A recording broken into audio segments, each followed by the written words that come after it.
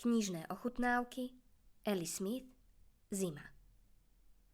Druhý román z výnimočného kvarteta ročných období od Ellie Smith, spisovateľky, ktorej meno často nachádzame vo výbere na Man Booker Prize. Sofia je podnikateľka na dôchodku, ktorá žije sama v 16-izbovom dome na anglickom vidieku. Na Vianoce k nej príde syn Art s kamarátkou Lux a sestra Iris, s ktorou sa Sofia už 30 rokov nerozpráva. Pred očami sa nám začne odvíjať rozložitá spleť osudov, názorov, videní. Na celý príbeh naviac dopadá dlhý tieň britského brexitového referenda. Zima. Možno nastal čas, aby sa ľady pohli. Otec by bol určite proti referendu, pokračuje Iris. Možno bol niekedy sám nerozumný starý rasista, no len čo videl, že sa niekde deje nerozum, hneď to spoznal. Predovšetkým by to považoval za lacné riešenie. Ty o ňom nič nevieš, povie jeho matka. Nemáš právo hovoriť o žiadnom z nich. Sranda, že spomínaš Freuda, zahlási Art, hoci Freuda nikto nespomenul. Ten sen, čo som mal túto noc, ráno som sa zobudila práve keď som nahlas vyslovoval slovo Freud.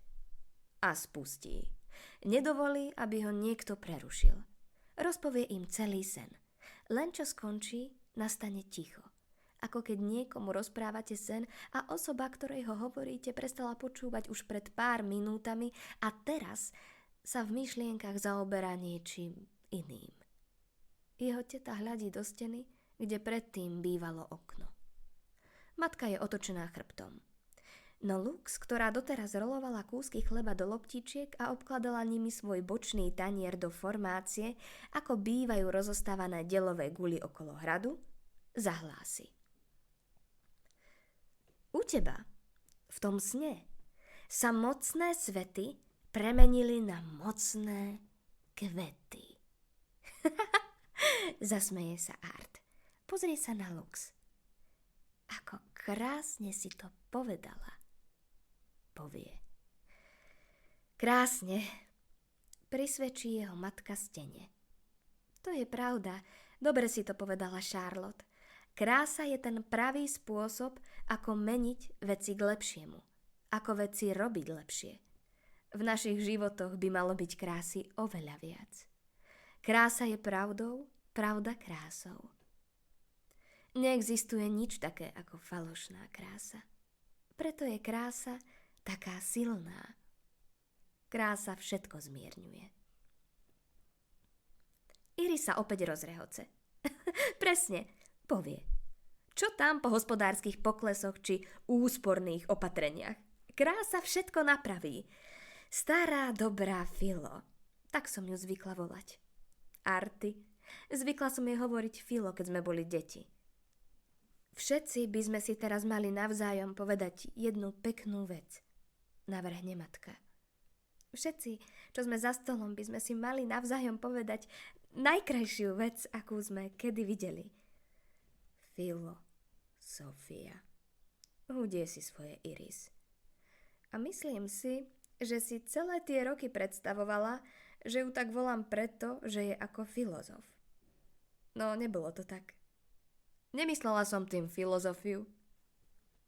Pokrčí plecami a zasmeje sa. Myslela som tým druh sladkého pečiva, to tenké. Pečivo, čo je také priesvitné, že takmer ani neexistuje. Moja staršia sestra vždy rada ľudí zbavovala ilúzií, povie jeho matka. Hovorí to so značnou dôstojnosťou, i keď naďalej otočená chrbtom. Od tej chvíle mal Art Vianoc pokrk. Teraz vie, že už nikdy v živote nechce zažiť ďalšie.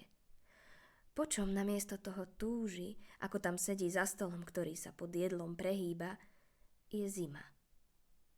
Zima samotná. Chce to, čo robí zimu zimou. Nie túto nemastnú šedú jednotvárnosť. Chce opravdivú zimu, kde sú lesy obalené snehom, kde stromy zvýrazňuje bieloba, čo pozdvihuje a rozžaruje ich nahotu.